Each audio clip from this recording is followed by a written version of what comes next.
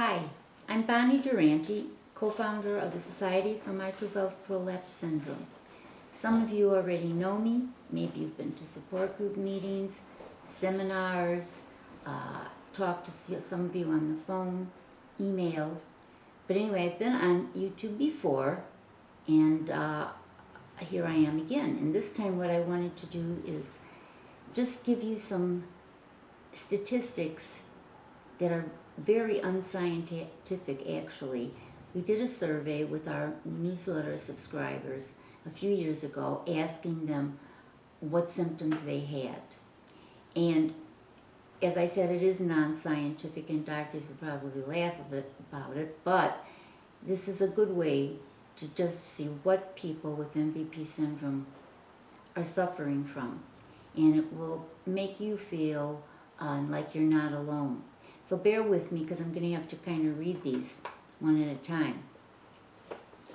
Okay, we asked our subscribers, first of all, how many people were diagnosed with MVP? 94%. How many people were diagnosed with MVP syndrome? 53%. How many of you have general anxiety disorder? 39% of the people with MVP have it. 3 to 5% of the normal population have it. So that's kind of shows you something. Panic disorder. 37% of our subscribers have panic disorder. Normal population, 2%. Depression. 40% of the subscribers have depression. Normal population, 16%. Social phobia. Subscribers answered 17% of them have that. Normal population, 7%. OCD, 6% of MVP people have OCD. Agoraphobia, that's when you're afraid to leave your home. 10% of our people with MVP suffer from that. How many of you have IBS, irritable bowel syndrome? 45% have IBS. The normal population, 20%. TMJ, 42% for people with MVP. Normal population, 8 to 10%. Thyroid disorder, 31%. Normal population, 6%. And I'm saying normal population, but who wants to be normal, right? Down to endometriosis, 13.5% of MVP patients have it. Fibromyalgia, 22% of our subscribers have fibromyalgia. Normal population, again, 3 to 5%. Bipolar disorder, 4% of our subscribers have bipolar disorder.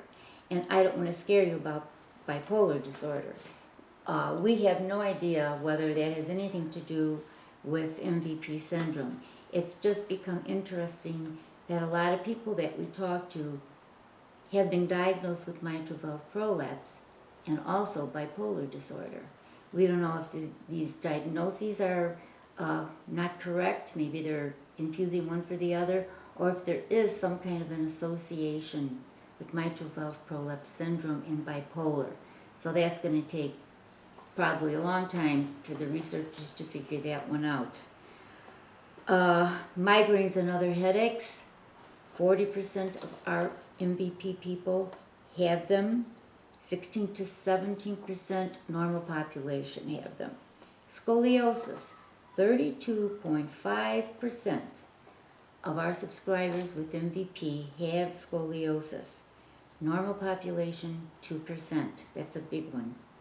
Chronic fatigue, 30% of our MVP patients have chronic fatigue. And it's 0.4% in the normal population. Sleep disorders, 39% of our subscribers with MVP have sleep disorders. Now there's a few things that we forgot to put in here, like GERD, esophageal reflux, and how we forgot to put in palpitations and tachycardia. That's a fast heart rate. I don't know. But on our next survey, we will put that together. And we will be doing another survey fairly soon. What surprised us on this survey? Well, I'll tell you what. Once again, IBS is the biggest problem.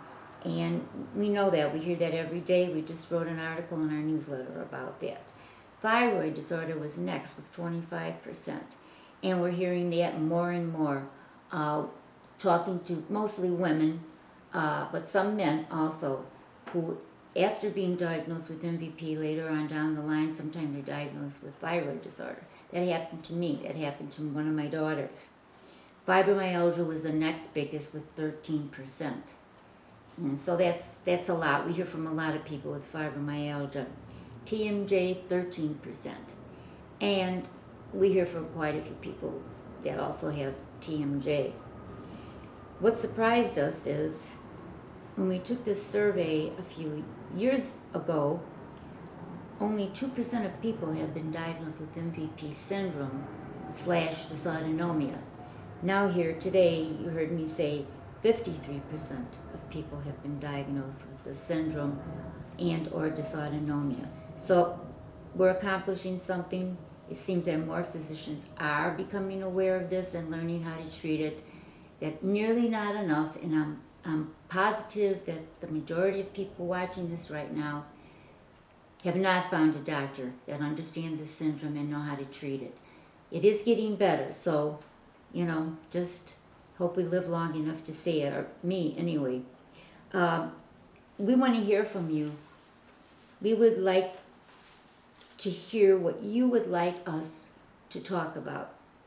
You can email me, Bonnie, BONNIE 0107 at AOL.com.